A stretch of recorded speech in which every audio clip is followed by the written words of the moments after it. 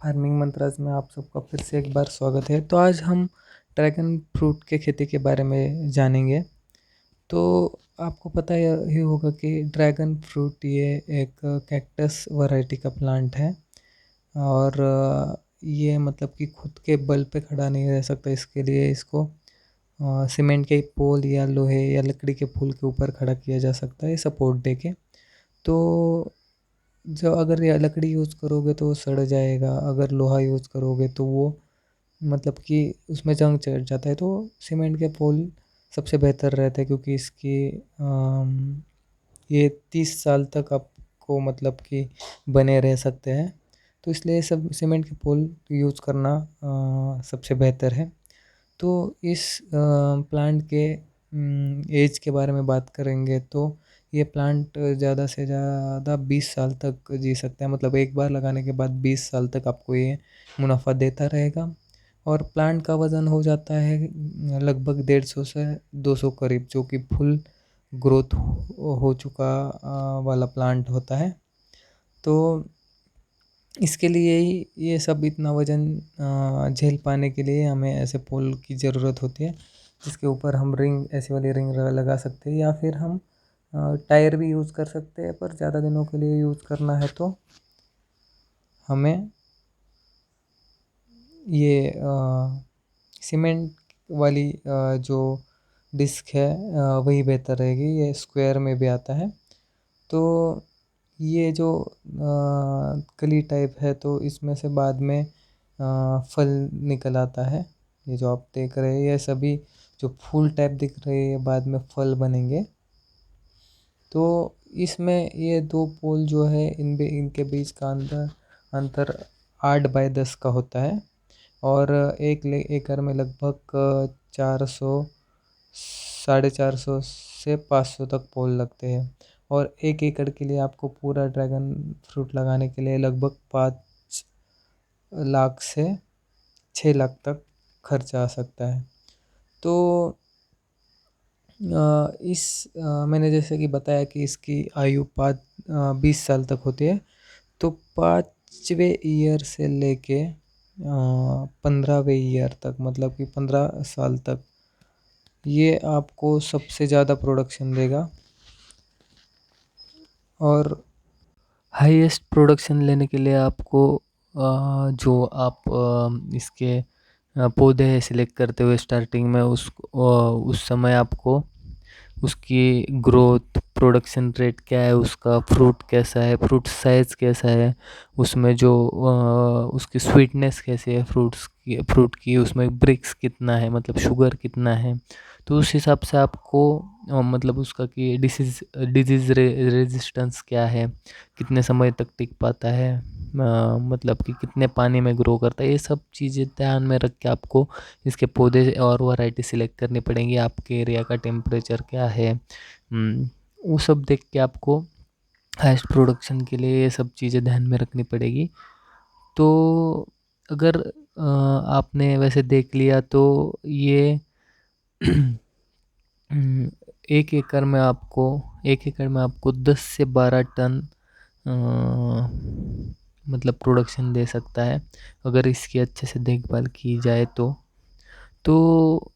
मतलब कि variety choose करते वक्त आपको बहुत ऑप्शन मिलेंगे। जैसे कि इसके अंदर का जो पल्प होता है वो कई इसमें रेड कलर का आता है, एक वाइट होता है और एक पिंक होता है।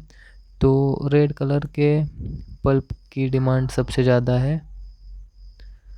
तो ये लगभग 150 रुपये पर केजी के हिसाब से होलसेल रेट में बिकता है। और जो वाइट पल्प वैरायटी होती है वो 70 से 80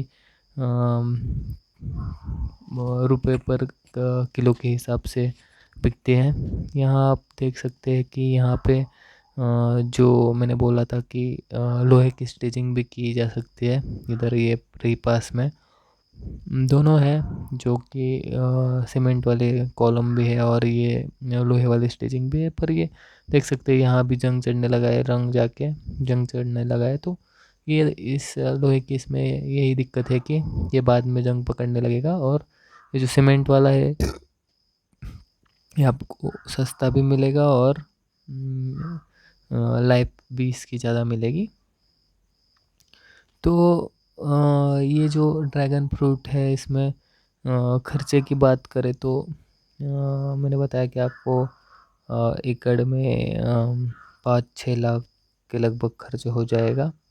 और इसका अगर रनिंग कॉस्ट पकड़ा जाए, मतलब एक बार आपने लगा दिया तो ऐसा नहीं है कि आपको फिर कोई खर्चा नहीं करना पड़ेगा। सबसे ज़्यादा इम्पोर्टेंट इसमें है कि इसमें लेबर बहुत जाते हैं तोड़ने के लिए या इसको छाँटने के लिए, इसकी देखभाल करने के लिए।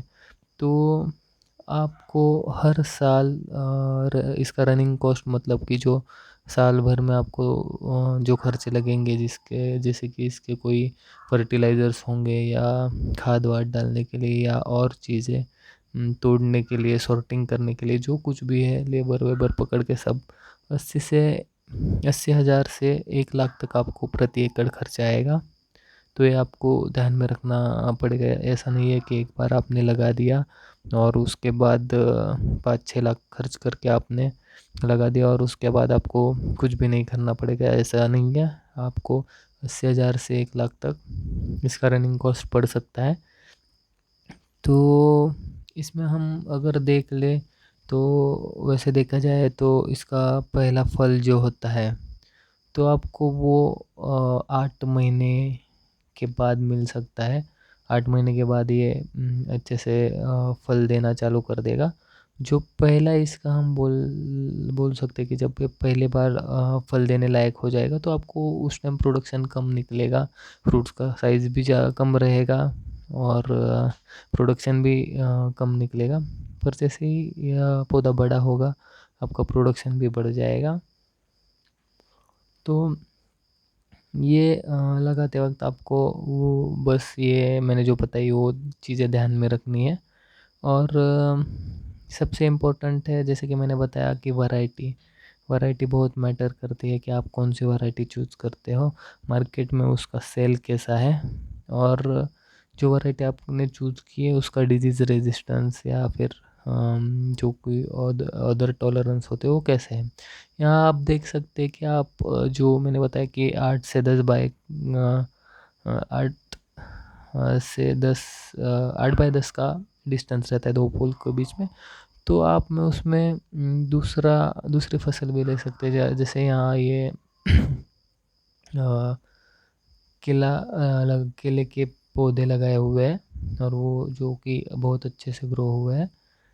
तो ध्यान में रखना है कि बस जो कुछ पौधा आप लगा रहे हो उसकी छाँव इस पे ना पड़ पाए, मतलब इसके ग्रोथ को कुछ दिक्कत ना हो। वैसे आप बीच में बहुत सारी जगह रहते हैं, वो वैसे की वैसे पड़े रहेगी तो आप उसको यूटिलाइज़ भी कर सकते हो। देख सकते हो आप कि ये पौधे अच्छे खासे बड़े हो गए हैं और यहाँ ये ड्रैगन फ्रूट का अभी अभी लगाया है तो ये बढ़ के अच्छा खासा बड़ा हो जाएगा। तो गन्ने के खेती से या जो कि 18 महीने की होती है, ये काफ़ी अच्छा ऑप्शन है। इसमें आपको बाद में ज़्यादा खर्चा भी नहीं करना पड़ेगा और इसमें रिटर्न्स भी उतनी ज़्यादा है। तो आपको वीडियो और ये इन्फॉर्मेशन अच्छी लगी हो तो चैनल को सब्सक्राइब, वीडियो को लाइक और शेयर करना ना भूलना। धन्यवाद।